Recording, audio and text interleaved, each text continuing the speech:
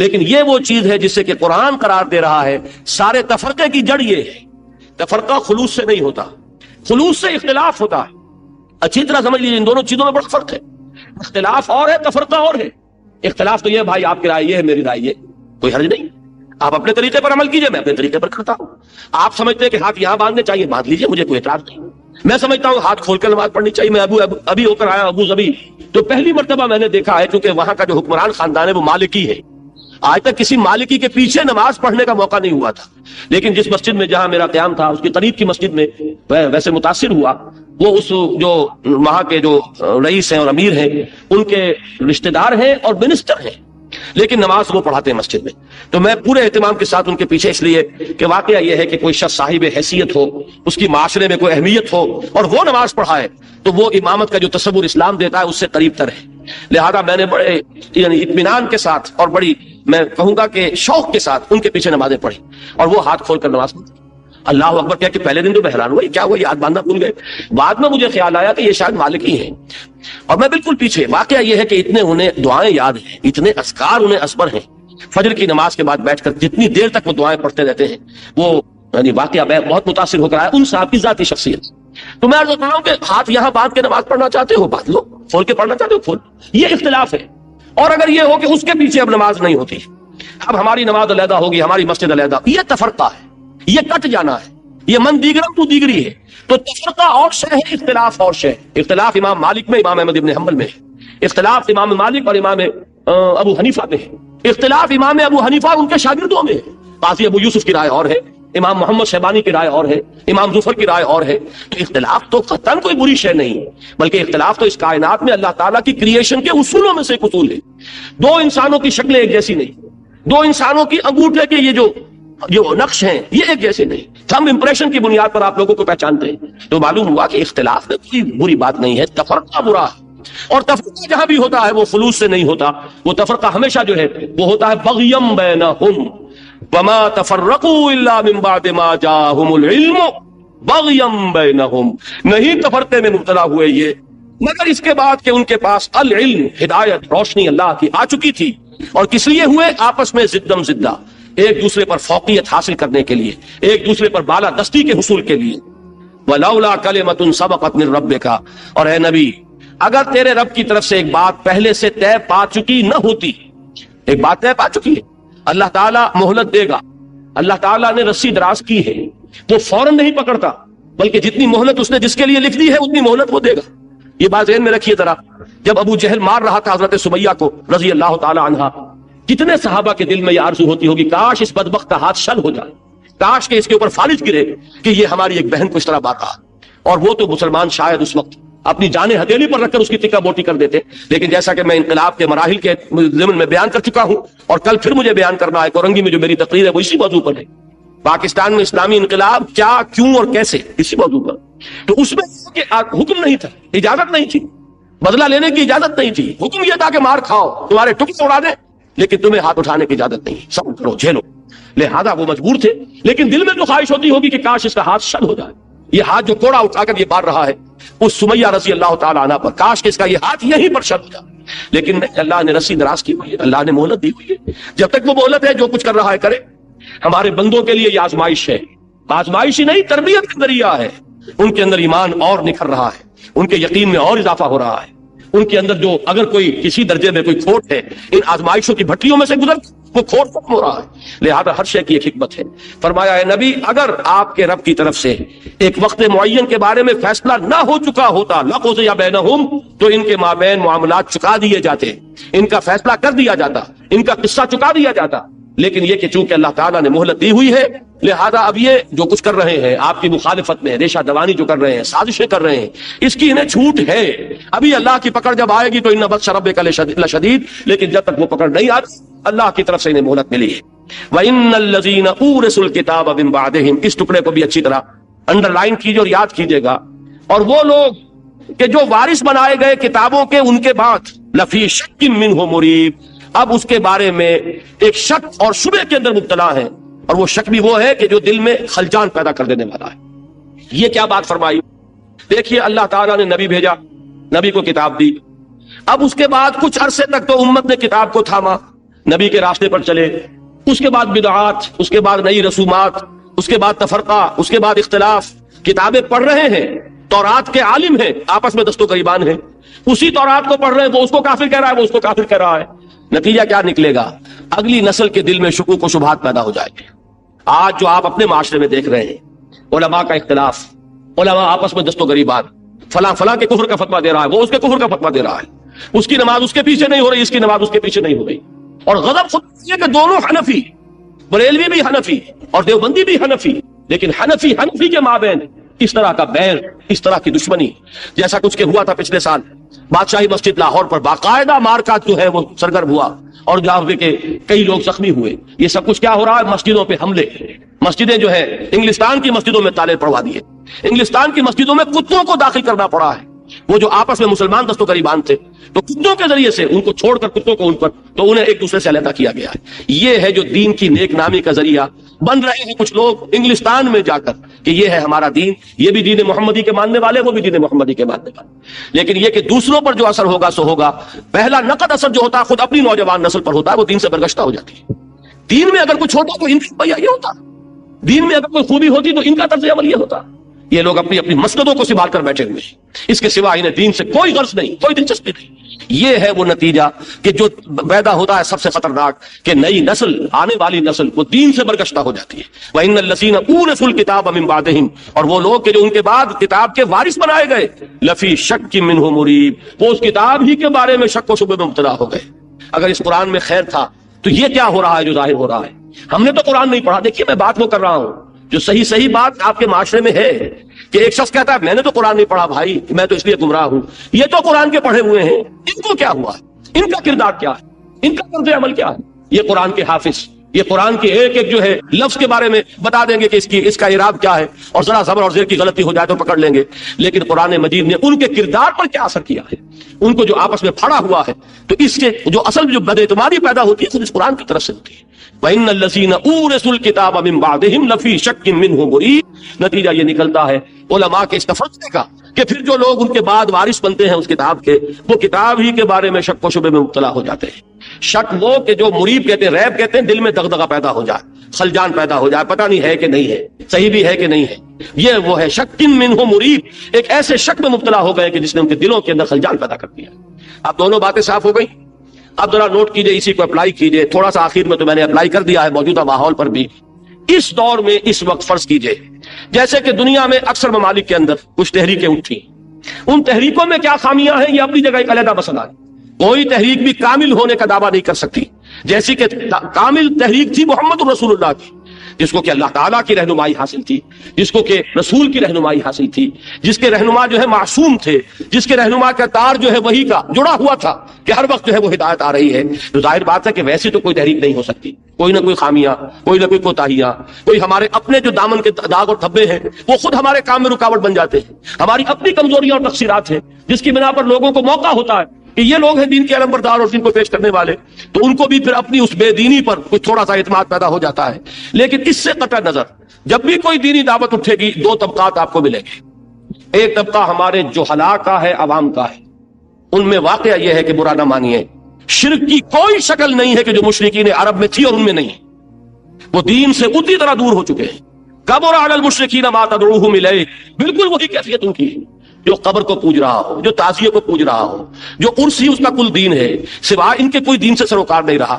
آخر کون سا فرق رہ گیا ہے سوائے اس کے؟ بہرحال انہیں ہم کافر نہیں کہیں گے، کلمہ شہادت ادا کر رہے ہیں، اشہد ان لا الہ الا اللہ واشہد ان محمد رسول اللہ۔ اس اعتبار سے قانوناً اسلام کے دائرے میں ہے، وہ معاملہ علیحدہ ہے، لیکن حقیقت کے اعتبار سے بتائیے کہ وہ اور کیا کرتے تھے؟ انہوں نے بھی کبھی یہ نہیں کہا کہ لات اور عزا اور ہبل نے کائنات پیدا کی ہے۔ جب ان سے پوچھا جاتا تھا وَلَئِن سَأَلْتَهُم مَّن خَلَقَ السَّمَاوَاتِ وَالْأَرْضَ لَيَقُولُنَّ اللَّهُ، اے نبی اگر آپ ان سے پوچھیں گے آسمان اور زمین کس نے پیدا کیے، فوراً کہیں گے اللہ نے پیدا کیے۔ یہ اتنی توحید ان کے اندر تھی۔ وہ بھی یہ کہتے تھے کہ ان دیویوں دیوتاؤں میں کچھ نہیں ہے، صرف اللہ کا عطا کردہ اختیار ہے ان کے پاس۔ یہی آج ہم کہتے ہیں اولیاء اللہ ہو، جن کو بھی پوجا جاتا ہے، جن کے بازاروں کی پرستش کی جاتی ہے، ان کو اللہ نے دے رکھا ہے، ان کے ہاتھ میں ہے، ان سے ہم مانگتے ہیں تو در حقیقت اللہ ہی سے مانگتے ہیں، ان کے پاس دیا ہوا وہی کچھ ہے جو اللہ نے ان کو دیا ہے، اور ہم ان کے اگر کرتے ہیں تو در حقیقت ان کی شفاعت کی امید ہے، یہی بات وہ کہتے تھے کہ در حقیقت وما نعبدہم الا لیقربونا الی اللہ زلفا، ہم یہ چاہتے ہیں کہ یہ ہمیں اللہ سے قریب تر کر دیں گے، ان کے ساتھ تھوڑی بہت اگر ہم ڈنڈوت کریں گے تو یہ ہمیں اللہ سے ملا دیں گے۔ یہ سارے تصورات وہی ہیں، سوائے اس ایک فرق ہے کہ مورتیاں بنی ہوئی نہیں ہیں۔ آج قبروں کا وہی مقام ہے کہ جو مورتیوں کا تھا اس وقت، اور اس کے سوا سارے میں کوئی فرق نہیں۔ ایک طبقہ تو یہ ہے، ظاہر بات ہے کہ یہ بات کسی بھی داعی اقامت دین کو سمجھ لینی چاہیے، اس طبقے میں سے تو آسانی سے کوئی ہلنے والا نہیں ہے۔ اس کے لیے تو کبر علی المشرکین ما تدعوہم الیہ اللہ یجتبی الیہ من یشاء ویہدی الیہ من ینیب، ان میں سے تو معاملہ وہی ہوگا، اللہ جس کو خاص کوئی اللہ کی رحمت جس پر ہو جائے اس کو وہ کھینچ لے، اور جس کے اندر واقعی کوئی ہدایت کی طلب ہے چھپی ہوئی، اگرچہ وہ ماحول میں ایسے میں رہا ہے کہ وہ ہدایت کی طلب جو ہے نکھر کر سامنے نہیں آ سکی، لیکن اگر کہیں دل کی گہرائی کے اندر کوئی طلب ہدایت ہے اللہ ہدایت دے دے گا۔ ان کا معاملہ تو یہ۔ اب آگے آئیے، جو دعوت اٹھے گی ان کا معاملہ سامنے آئے گا علماء کے ساتھ بھی۔ وہ علماء، دیکھیے میں صاف عرض کر دوں، علماء حق میں یہ مانتا ہوں کہ دنیا کبھی خالی نہیں ہوگی ان سے۔ یہ در حقیقت ختم نبوت کے لوازم میں سے ہے کہ جب نبوت کا سلسلہ ختم ہوا تو جو خلا پیدا ہوا اس کو پر کیا ہے اللہ نے کس چیز سے؟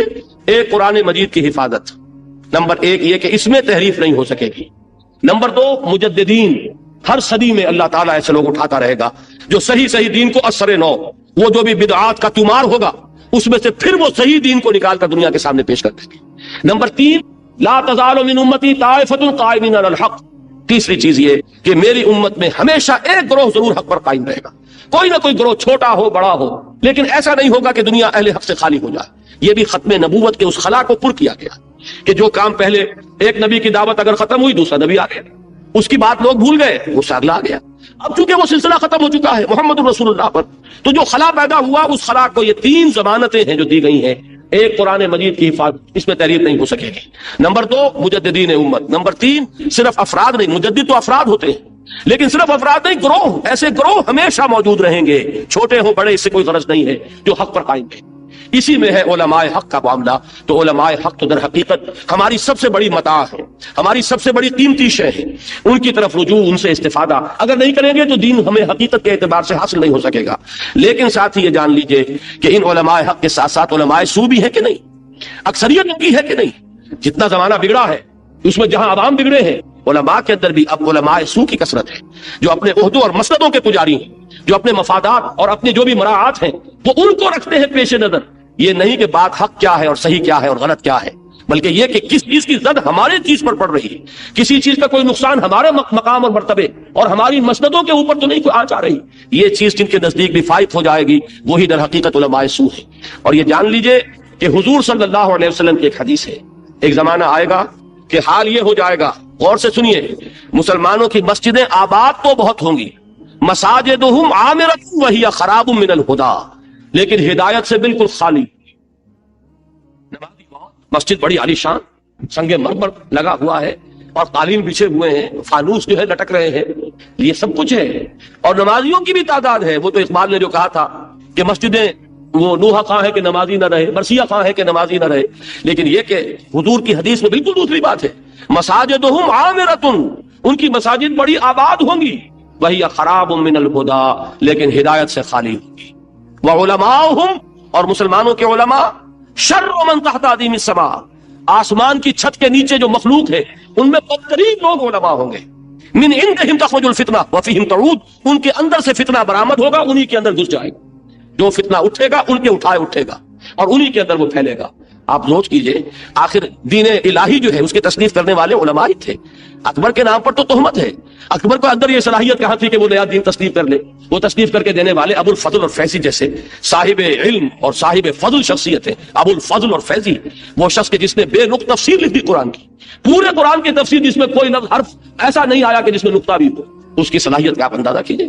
لیکن یہ ہے کہ جب یہی علم، جب اس میں بغیم بینہم آ جاتا ہے تو یہی علم جو ہے انسان کا مارے آستین بنتا ہے، یہی علم اس کے لیے وبال جان بن جاتا ہے۔ علم را بر دل زنی یارے بود، علم را بر تن زنی مارے بود۔ اس علم کو اگر تم اپنے دل کے اوپر لگاؤ گے تو یہ تمہارا ساتھی ہے، مددگار ہے، یار ہے، اور یہی تن کے اوپر لگاؤ گے، تن پروری کا ذریعہ بناؤ گے تو یہی علم جو ہے یہ سانپ بن کر تمہیں ڈسے۔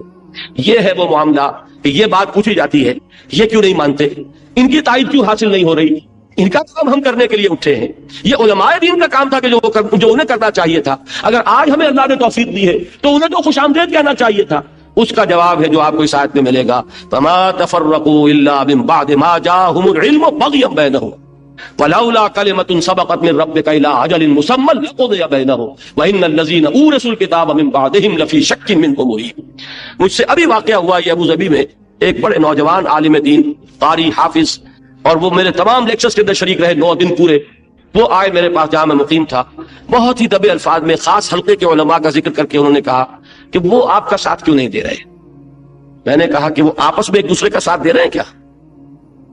وہ سب اسی حلقے سے متعلق ہیں. میں نے گن کر میں نام اس وقت لینا نہیں چاہتا. وہ کتنی شاخوں میں بٹے ہوئے ہیں, کتنے تفرقہ ان کے اپنے اندر ہیں. وہ اگر ایک دوسرے کو تسلیم نہیں کر سکتے, وہ کہ جو ایک ہی بزرگوں کے نام لیوا, ایک ہی مسلک کے ماننے والے. میں تو نہ ان بزرگوں سے فیضیاب ہوا, نہ میں ان درسگاہوں سے میں نے علم حاصل کیا. ظاہر بات ہے کہ مجھے کیسے مان لے جب ایک دوسرے کو نہیں مان رہے, ایک دوسرے کے ساتھ جو تفرقے ان کے ہیں. وہ ہے جواب جو یہاں آیا. سمجھ رہے ہیں آپ بات کو؟ قرآن مجید کو یہ نہ سمجھیے کہ یہ صرف پچھلے زمانے کی باتیں ہیں. ان کو اپلائی کیجئے دور حاضر پر. یہ ہمیشہ ہمیشہ کے لیے ہمارے لیے ہدایت اور رہنمائی ہے. شرع لكم من الدين ما وصى به نوحا والذي اوحينا اليك وما وصينا به ابراهيم وموسى وعيسى ان اقيموا الدين ولا تتفرقوا فيه كبر على المشركين ما تدعوهم اليه الله يجتبي اليه من يشاء ويهدي اليه من ينيب وما تفرقوا الا من بعد ما جاءهم العلم بغيا بينهم ولولا كلمة سبقت من ربك إلى أجل مسمى لقضي بينهم وإن الذين أورثوا الكتاب من بعدهم لفي شك منه مريب. اب ان حالات میں اگر کوئی اللہ کا بندہ کھڑا ہو تو اسے کیا کرنا چاہیے؟ ظاہر بات ہے اس کے لیے اسوہ ہے محمد کا صلی اللہ علیہ وسلم. اب یہاں تیسری آیت جو ذرا طویل آیت ہے, اس میں آپ دیکھیں گے کہ حضور سے خطاب براہ راست ہو رہا ہے. فرمایا فَلِذَلِكَ فَادْعُ. وہ جو میرا ارادہ تھا کہ ہم وہ اگلی 8 آیتیں بھی پڑھیں, یہ آدھا ورق پھاڑ کر دیتے جائیے گا, یہ پھر کبھی کام آئے گا. آج یہ ایک ورق کی آیات ہی صرف ہو سکیں گی. یہ تیسری آیت میں بیان کر رہا ہوں, اسی پر آج کا بیان ختم ہو جائے گا. فرمایا فَلِذَلِكَ فَادْعُ. اب یہ واحد کا صیغہ ہے, خطاب کس سے ہے؟ محمد الرسول اللہ صلی اللہ علیہ وسلم سے. اے نبی آپ اسی کی دعوت دیتے چلے جائیے. فَلِذَلِكَ فَادْعُ, کوئی لفظ مشکل نہیں. ادعو کیا ہے؟ امر کا صیغہ, پکارو. ادعو الى سبیل ربک بالحکمت والموعظۃ الحسنۃ وجادلهم بالتی احسن. بلاؤ اپنے رب کے راستے کی طرف حکمت کے ساتھ, موعظہ حسنہ کے ساتھ. اور کہیں جھگڑنا پڑ جائے تو بڑی خوبصورتی کے ساتھ جھگڑا بھی کرنا پڑے گا, مناظرے کی ضرورت بھی پیش آ جاتی ہے, لیکن اس میں بھی اپنا جو وقار ہے, اپنا اخلاقی وقار, اس کو مجروح نہ ہونے دو, اس کو برقرار رکھو. وہی لفظ آیا ادعو فلذلک فادعو. تو اے نبی اسی کی دعوت دیتے رہیے. اب آپ لذالک, یہ ذالک اشارہ ہے, اس میں اشارہ. اشارے کے بارے میں طے کرنا ہوتا ہے مشار الیہ کون ہے, کس چیز کی طرف یہ اشارہ کر رہا ہے. اس کا اشارہ ہے ان اقیم الدین, دین کو قائم کرو. اے نبی آپ اس کی دعوت دیتے رہیے. آپ پرواہ نہ کیجئے نہ ان مشرکین کی نہ ان اہل کتاب کی. آپ کوئی پرواہ نہ کیجئے کہ کوئی آپ کی بات مانتا ہے کہ نہیں مانتا. بالکل پرواہ نہ کیجئے کہ آپ کی آواز دیواروں سے ٹکرا کر واپس آتی ہے یا یہ کہ دلوں میں اترتی ہے. آپ کا فرض یہ ہے کہ دعوت دیتے چلے جائیں. آپ کا کام ہے اس دعوت پر استقامت. آپ ڈٹے رہیے. فَلِذَلِكَ فَادْعُ وَاسْتَقِمْ كَمَا أُمِرْتَ. اور استقامت اختیار کیجئے, جمے رہیے, ڈٹے رہیے جیسے کہ آپ کو حکم ہوا ہے. اس میں 2 باتیں سامنے آئی. ایک تو کسی بھی مسلمان کے لیے جو واقعتاً اسلام پر عمل کرنا چاہتا ہو, جیسے کہ اس پر عمل کرنے کا حق ہے. دعوت کا عمل لازمی ہے. دعوت دے, خود اللہ کا بندہ بنا, اللہ کی بندگی کی دعوت دے. اور اس دعوت کا ایک حد ہے, وہ ہے اقامت دین. محض تبلیغ نہیں, صرف پھیلاتے رہنا نہیں, صرف ایک بات کو عام کرتے رہنا نہیں. تبلیغ میں فرق ہے, اس کو اچھی طرح سمجھ لیجیے گا.